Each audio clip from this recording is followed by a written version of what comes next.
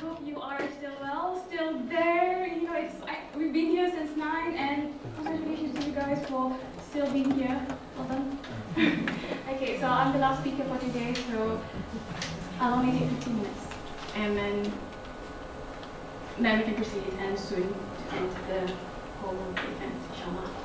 Okay, so today I will be speaking on why there is a need in Brunei to increase work compliance at the workplace, and I will then propose on how behavior analysis will help us in achieving this.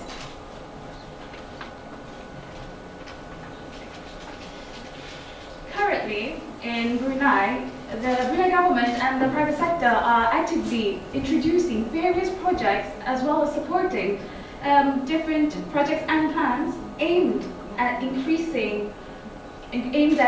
growth and the development of Brunei's economy as well as the people.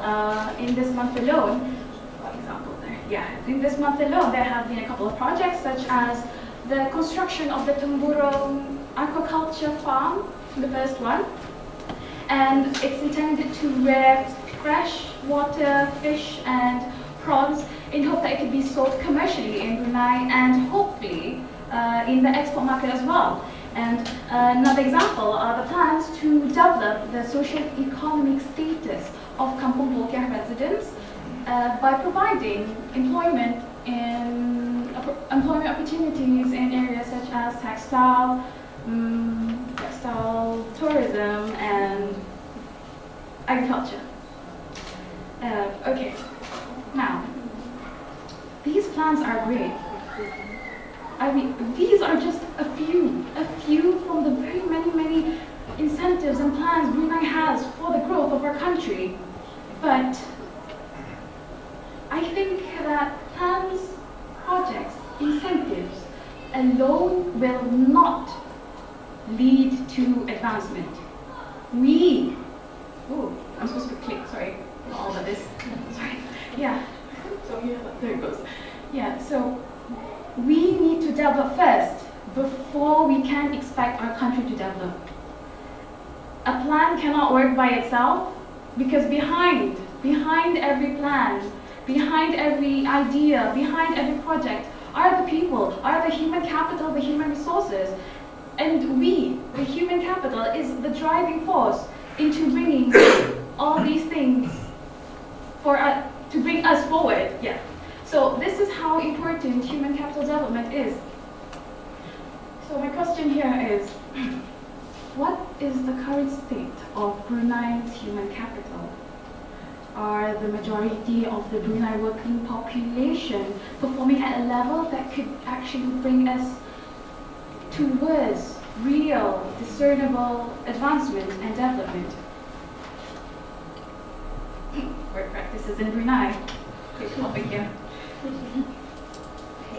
During a seminar that was held in UBD on the 11th of January 2009, the seminar called Regional Seminar History, Haji Dur Rahman, a retired senior officer from the Civil Service Institution, Prime Minister's Office, said that the lackadaisical attitude towards enforcement of discipline in the civil service is a major reason for complacency and poor morale amongst its ranks. All this boiled down to discipline problems which should no longer exist.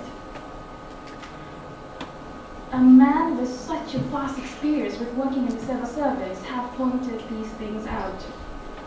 He even wrote a paper on this. So no, complacency and lack of discipline in the workplace in Brunei is a real problem. It may have even reached a point of seriousness whereby the government cannot afford to tolerate such problems. I like this one. Yeah.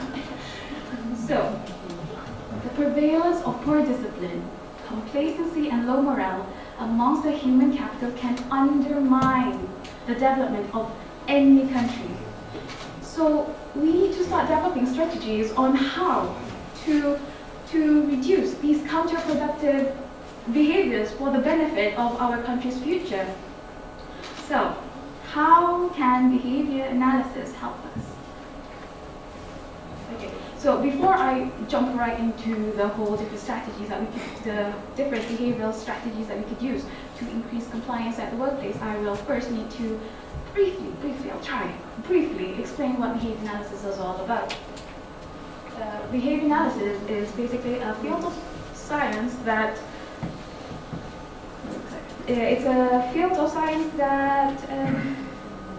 aims to identify the environmental variables that maintain socially significant behavior. So it measures behaviors which are seeable, observable. It has nothing to do with introspecting or trying to infer what somebody is thinking. It's all very objective in that sense. And behavior analysis, one of the core ideas is that behavior can be understood by looking at three things. The antecedent, which is something that happens before the behavior. The behavior, which is anything that a dead man can't do.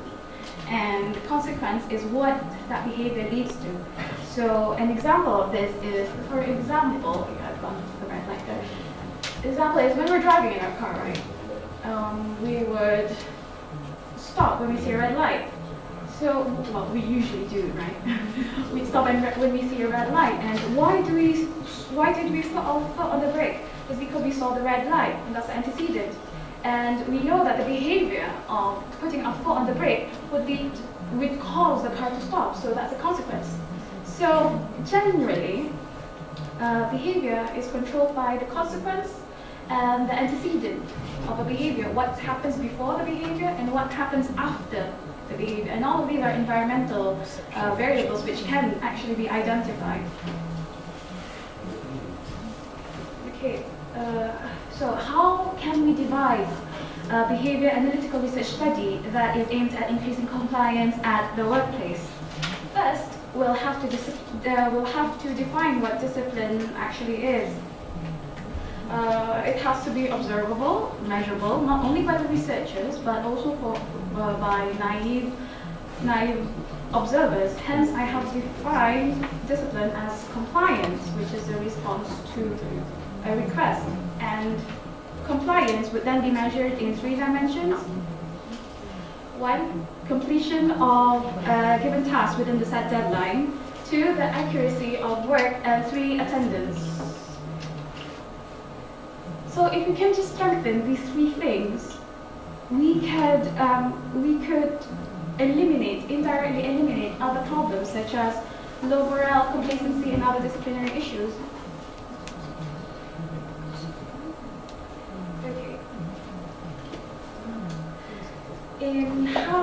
How can we increase the completion of tasks? Well, one way of doing this is by interspersing easy or highly preferred